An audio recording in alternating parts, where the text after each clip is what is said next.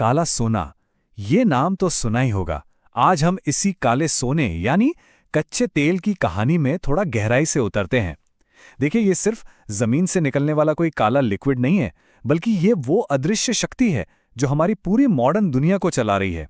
सच तो यह है कि इसके बिना शायद हमारा एक दिन भी गुजरना मुश्किल हो जाए। चलिए इस कहानी की शुरुआत एक सवाल से करते हैं। जरा सोचिए, एक कार, एक मोबाइल फोन, जिस सड़क पर हम चलते हैं, और तो और कुछ जरूरी दवाइयां, इन सब में आखिर कॉमन क्या हो सकता है?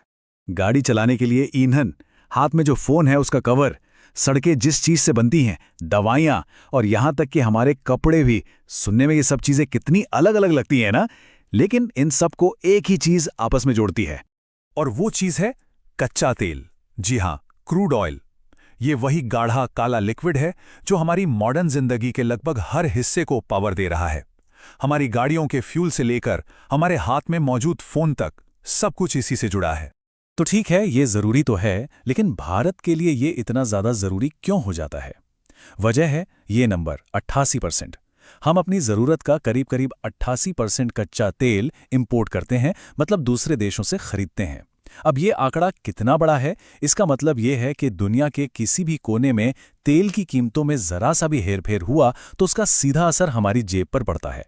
तो अब सवाल ये उठता है कि जमीन के नीचे से निकला ये गाढ़ा काला लिक्विड हमारी गाड़ियों के पेट्रोल और घरों की गैस में आखिर बदलता कैसे है?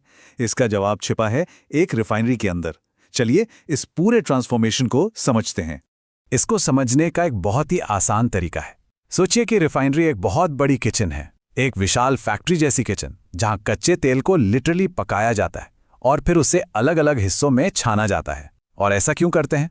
ताकि उसमें छिपे सारे कीमती प्रोडक्ट्स को बाहर निकाला जा सके। तो ये जो पूरा प्रोसेस है ना, इसे मोटे तौर पर 3 स्टेप्स में बांट सकते हैं। सबसे पहला स्टेप है प्री ट्रीटमेंट, जहां कच्चे तेल की साफ सफाई होती है। दूसरा और सबसे जरूरी स्टेप है डिस्टिलेशन, जहां उसे पकाकर अलग किया जाता है। और आखिर में आता है कन्वर्जन और ट्रीटमेंट, जहां इन अलग हुए हिस्सों को और भी बेहतर और शुद्ध बनाया जाता है। चलिए अब इस प्रोसेस के दिल में चलते हैं, यानी डिस्टिलेशन टावर के अंदर। जरा कल्पना कीजिए, एक विशाल टावर जो करीब करीब 20 मंजिला इमारत जितना ऊंचा है। सारा असली खेल, असली मैजिक इसी टावर के अंदर होता है। तो होता क्या है कि गरम कच्चे तेल को इस टावर में नीचे से डाला जाता है। अब क्योंकि ये गरम है, तो इसके जो सबसे हल्के हिस्से होते हैं वो भाप बनकर ऊपर की तरफ उठते हैं। टावर में सबसे ऊपर का हिस्सा सबसे ठंडा होता है, और यहीं पर हमें मिलती है एलपीजी, यानी हमारे घरों की रसोई गैस, और नेफ्था, जो पेट्रोल और प्लास्टिक बनाने के काम आता है। अब जैसे जैसे हम टावर में थोड़ा नीचे आते हैं, टेम्परेचर बढ़ने लगता है। यहाँ बीच के हिस्से में जो थोड़े भारी लिक्विड्स होते हैं वो ठंडे होकर जमा हो जाते हैं। यहीं से हमें मिलता है केरोसिन, जो जेट फ्यूल यानी हवाई जहाज़ों का ईंधन बनता है। और हाँ, डीजल भी, जो हमारे देश के लाखों ट्रकों, बसों और जनरेटरों को चलाता है। और आखिर में टावर के सबसे नीचे, जहां सबसे ज्यादा गर्मी होती है, वहां क्या बचता है? जो सबसे भारी, सबसे गाढ़ा मटेरियल होता है वो यहीं रह जाता है। लेकिन रुकिए, ये कोई बेकार चीज नहीं है, कहानी अभी खत्म नहीं हुई है। तो सवाल वही है कि उस बचे खुचे गाढ़े अवशेष का आखिर होता क्या है? उससे फेंका नहीं जाता। देखिए, एक मॉडर्न रिफाइनरी की सबसे बड़ी खासियत यही होती है कि यहाँ कच्चे तेल की एक एक बूंद का इस्तेमाल किया जाता है। कुछ भी बर्बाद नहीं होता। इस बचे हुए हिस्से को फिर क्रैकिंग जैसे एडवांस्ड प्रोसेस से गुजारा जाता है। आसान भाषा में कहें तो इसमें बड़े मॉलिक्यूल्स को तोड़कर छोटे और ज्यादा काम के मॉलिक्यूल्स में बदला जाता है। और इसी प्रोसेस से हमें मिलते हैं लुब्रिकेटिंग ऑयल यानी इंजन ऑयल, बिटुमिन यानी सड़कों पर बिछने वाला डामर, और पेट्रोलियम कोक जैसे बहुत ही कीमती प्रोडक्ट्स।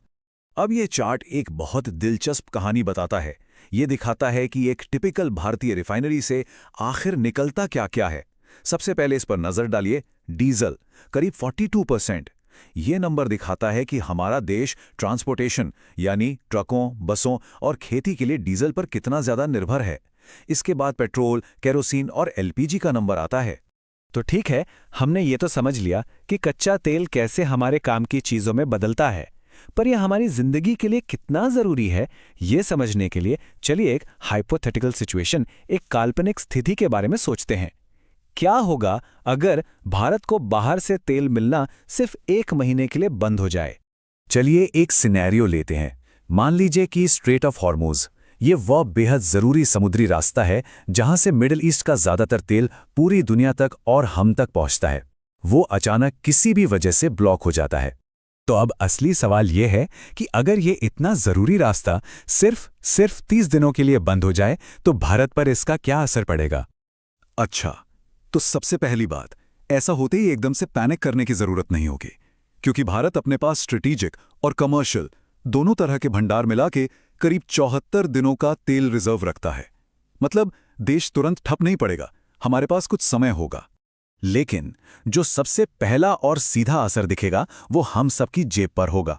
जैसे ही सप्लाई में रुकावट आएगी, ग्लोबल मार्केट में कच्चे तेल के दाम आसमान छूने लगेंगे, और इसका सीधा मतलब होगा कि हमारे यहाँ पेट्रोल, डीजल और एलपीजी के दाम बहुत तेजी से बढ़ जाएंगे। और देखिए, जब फ्यूल महंगा होता है ना, तो सिर्फ गाड़ी चलाना महंगा नहीं होता, हर एक चीज महंगी हो जाती है। सोचिए, ट्रकों का भाड़ा बढ़ेगा तो मंडी तक सब्जी पहुंचाना महंगा होगा, फैक्ट्री से दुकान तक सामान लाना महंगा होगा, मतलब रोजमर्रा की हर चीज के दाम बढ़ जाएंगे और देश में महंगाई यानी इन्फ्लेशन तेजी से ऊपर जाएगी। तो किस इंडस्ट्री पर सबसे गहरी चोट पड़ेगी? वो है ट्रांसपोर्टेशन और लॉजिस्टिक्स।